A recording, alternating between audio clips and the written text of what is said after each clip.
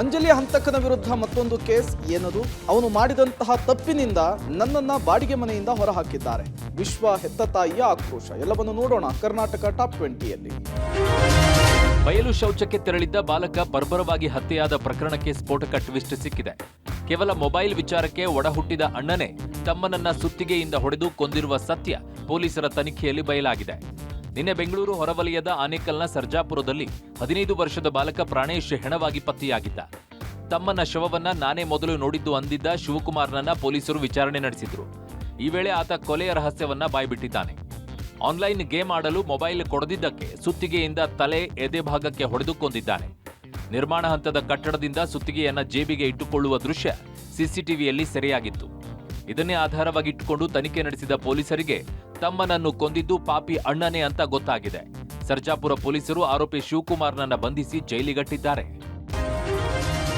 ರಾಜ್ಯದಲ್ಲಿ 7 ದಿನಗಳ ಕಾಲ ಮಳೆಯಾಗುವ ಬಗ್ಗೆ ಹವಾಮಾನ ಇಲಾಖೆ ಮುನ್ಸೂಚನೆ ಕೊಟ್ಟಿದೆ. ನಾಳೆ ಚಿತ್ರದುರ್ಗ, ಹಾಸನ, ತುಮಕೂರು, ಕೊಡಗು, ಚಿಕ್ಕಮಗಳೂರು, ಶಿವಮೊಗ್ಗ, ಮೈಸೂರು, ಮಂಡ್ಯ, ಚಾಮರಾಜನಗರ, ಕೋಲಾರ, ಚಿಕ್ಕಬಳ್ಳಾಪುರ, ರಾಮನಗರ, ಬೆಂಗಳೂರು ನಗರ, ಬೆಂಗಳೂರು ಗ್ರಾಮಾಂತರ, ದಕ್ಷಿಣ ಕನ್ನಡ, ಉಡುಪಿ, ಉತ್ತರ ಕನ್ನಡ, ಬಳ್ಳಾರಿ, ದಾವಣಗೆರೆ, ವಿಜಯನಗರ ಜಿಲ್ಲೆಗಳಲ್ಲಿ ಗುಡುಗು ಸಹಿತ ಮಳೆಯಾಗುವ ಸಾಧ್ಯತೆ ಇದೆ. ಮೇ 20-21ರಂದು ಕೂಡ ಭಾರೀ ಗಾಳಿಯೊಂದಿಗೆ ಮಳೆಯಾಗುವ ಮುನ್ಸೂಚನೆ ಸಿಕ್ಕಿದೆ. ಮೇ 22ರಂದು ಬೆಂಗಳೂರು ಗ್ರಾಮಾಂತರ, ಬೆಂಗಳೂರು ನಗರ, ಮೈಸೂರು, ಮಂಡ್ಯ, ಚಾಮರಾಜನಗರ, ಚಿತ್ರದುರ್ಗ, ಹಾಸನ, ಶಿವಮೊಗ್ಗ, ತುಮಕೂರು, ಚಿಕ್ಕಮಗಳೂರು, ಕೊಡಗು, ರಾಮನಗರ ಜಿಲ್ಲೆಗಳಲ್ಲಿ ಗುಡುಗು ಸಹಿತ ಭಾರೀ ಮಳೆಯಾಗುವ ಸಾಧ್ಯತೆ ಇದೆ. 23-24ರಂದು ಹಗುರದಿಂದ ಸಾಧಾರಣ ಮಳೆಯಾಗುವುದಾಗಿ ಹವಾಮಾನ ಇಲಾಖೆ ತಿಳಿಸಿದೆ. ಬೆಂಗಳೂರಿನಲ್ಲಿ ಆರೆಂಜ್ ಅಲರ್ಟ್ ಅನ್ನು ಘೋಷಿಸಲಾಗಿದ್ದು ಆರ್ಸಿಬಿ ಸಿಎಸ್ಕೆ ಪಂದ್ಯಕ್ಕೆ ವರುಣ ಅಡ್ಡಿಯಾಗುವ ಆತಂಕ ಎದುರಾಗಿದೆ.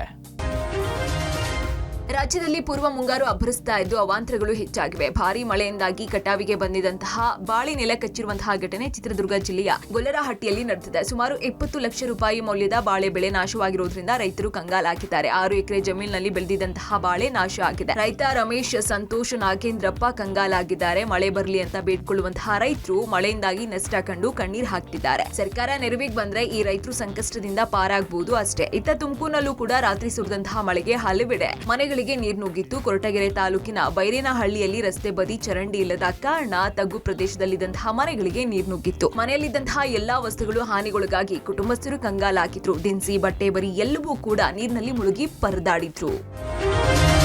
ರಾಷ್ಟ್ರ ರಾಜಧಾನಿ ದೆಹಲಿಯಲ್ಲಿ ದೇಶದಲ್ಲಿ ಅತಿ ಹೆಚ್ಚು ಉಷ್ಣಾಂಶ ದಾಖಲಾಗಿದೆ. ನಿನ್ನೆ ದೆಹಲಿಯ ನಜಾಫ್ಗಢ ಪ್ರದೇಶದಲ್ಲಿ 47.4 ಡಿಗ್ರಿ ಉಷ್ಣಾಂಶ ದಾಖಲಾಗಿದೆ. ಕೆಂಡದಂತೆ ಸುಡುತ್ತಿರುವ ಬಿಸಿಲಿನಿಂದ ಜನರು ಮನೆಯಿಂದ ಹೊರಬರೋದೇ ಕಷ್ಟವಾಗಿದೆ. ದೆಹಲಿಯ 8 ಭಾಗಗಳಲ್ಲಿ 45 ಡಿಗ್ರಿ ಉಷ್ಣಾಂಶ ದಾಖಲಾಗಿದೆ. ಮುಂದಿನ 2 ದಿನ ತಾಪಮಾನ ಹೆಚ್ಚಾಗುವ ಎಚ್ಚರಿಕೆಯನ್ನ ನೀಡಿರುವ ಕೇಂದ್ರ ಹವಾಮಾನ ಇಲಾಖೆ ಆರೆಂಜ್ ಅಲರ್ಟ್ ಘೋಷಿಸಿದೆ. ಪಂಜಾಬ್, ಹರಿಯಾಣ, ಚಂಡೀಗಢ, ದೆಹಲಿ, ರಾಜಸ್ಥಾನದ ಕೆಲವು ಕಡೆ ನಿರಂತರವಾಗಿ ಬಿಸಿಲು ಹೆಚ್ಚುತ್ತಲೇ ಇದೆ. ಇನ್ನು ಈ ಬಾರಿ ದೇಶಾದ್ಯಂತ ಹೀಟ್ ವೇವ್ ಸೃಷ್ಟಿಸಿದ ಅವಾಂತರ ಅಷ್ಟಿಷ್ಟಲ್ಲ. ಕರ್ನಾಟಕ ಸೇರಿದಂತೆ ಹಲವೆಡೆ ಬಿಸಿಲ ತಾಪಕ್ಕೆ ಹಲವರು ಸಾವನ್ನಪ್ಪಿದ ವರದಿಯಾಗಿದ್ವು. ವಿಜಯಪುರದಲ್ಲಿ ಭ್ರೂಣಲಿಂಗ ಪತ್ತೆ ನಡೀತಾ ಇರೋದು ತಡವಾಗಿ ಬೆಳಕಿಗೆ ಬಂದಿದೆ. ಭ್ರೂಣಲಿಂಗ ಪತ್ತೆ ಹಿನ್ನೆಲೆಯಲ್ಲಿ ನಗರದ ಪ್ರತಿಷ್ಠಿತ ಸಿಂಧೂರು ಆಸ್ಪತ್ರೆ ಮೇಲೆ ಕೇಸ್ ದಾಖಲಾಗಿದೆ. ಆಸ್ಪತ್ರೆಗೆ ಮಕ್ಕಳ ಹಕ್ಕುಗಳ ರಕ್ಷಣಾ ಆಯೋಗ ಭೇಟಿ ನೀಡಿ ಪರಿಶೀಲನೆ ನಡೆಸಿದರು. ಕಳೆದ ತಿಂಗಳೇ ದೂರು ನೀಡಿದರೂ ಆಸ್ಪತ್ರೆ ಸೀಸ್ ಮಾಡದೆ ನಿರ್ಲಕ್ಷ್ಯ ಮಾಡಿದ ಅಧಿಕಾರಿಗಳನ್ನು ಆಯೋಗ ತರಾಟೆಗೆ ತೆಗೆದುಕೊಂಡಿದೆ. ಭ್ರೂಣ ಪತ್ತೆ ಗೊತ್ತಾದ ಹಿನ್ನೆಲೆಯಲ್ಲಿ ಡಿಎಚ್ಒ ಸ್ಕ್ಯಾನಿಂಗ್ ಸೆಂಟರ್ ಅನ್ನು ಸೀಸ್ ಮಾಡಿದರು. ಪಿಎನ್ಡಿಟಿ ಆಕ್ಟ್ ಪ್ರಕಾರ ಸ್ಕ್ಯಾನಿಂಗ್ ಸೆಂಟರ್ ಮಾತ್ರ ಅಲ್ಲ, ಇಡೀ ಆಸ್ಪತ್ರೆಯನ್ನೇ ಸೀಸ್ ಮಾಡಬೇಕು. ಡಿಎಚ್ಒ ಬಸವರಾಜ್ಗೆ ಕರೆ ಮಾಡಿ ಮಕ್ಕಳ ಆಯೋಗದ ಸದಸ್ಯ ಶಶಿಧರ್ ಕೋಸಂಬೆ ಅಸಮಾಧಾನ ಹೊರಹಾಕಿದರು. ಕೂಡಲೇ ಆಸ್ಪತ್ರೆ ಸೀಸ್ ಮಾಡಿ ಆಯೋಗಕ್ಕೆ ವರದಿ ನೀಡುವಂತೆ ಸೂಚನೆ ನೀಡಿದ್ದಾರೆ. ಮೆಟ್ರೋ ಸ್ಟೇಷನ್ಗಳಲ್ಲಿ ಟೈಮ್ ಪಾಸ್ ಮಾಡೋ ಪ್ರಯಾಣಿಕರೇ ಹುಷಾರಾಗಿರಿ. ಯಾಕಂದ್ರೆ ಮೆಟ್ರೋ ನಿಲ್ದಾಣದಲ್ಲಿ 20 ನಿಮಿಷಕ್ಕೂ ಹೆಚ್ಚು ಕಾಲ ಸಮಯ ಕಳೆದ 10,75,000 ಜನರಿಂದ ಬಿಎಂಆರ್ಸಿಎಲ್ ಬರೋಬ್ಬರಿ 5 ಕೋಟಿ ದಂಡ ವಸೂಲಿ ಮಾಡಿದೆ. ಒಬ್ಬರಿಗೆ 50 ರೂಪಾಯಿಯಂತೆ 10 ಲಕ್ಷ ಜನರಿಗೆ 5,38 ಲಕ್ಷ ರೂಪಾಯಿ ದಂಡ ಹಾಕಿ ವಸೂಲಿ ಮಾಡಿದೆ. ಯಾಕಂದ್ರೆ ಪ್ರಯಾಣಿಕರ ಸುರಕ್ಷತೆ, ಭದ್ರತೆಯ ದೃಷ್ಟಿಯಿಂದ ಹಲವು ರೂಲ್ಸ್ ಜಾರಿಗೆ ತಂದರೂ ಕೂಡ ಜನ ರೂಲ್ಸ್ ಬ್ರೇಕ್ ಮಾಡಿದ್ದರಿಂದ ಈ ರೀತಿ ದಂಡದ ಮೊರೆ ಹೋಗಿದ್ದಾರೆ.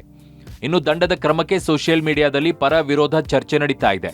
ದಂಡ ಪ್ರಯೋಗ ಕೈಬಿಡಬೇಕು ಅಂತ ಕೆಲವರು ಆಗ್ರಹಿಸಿದ್ದಾರೆ.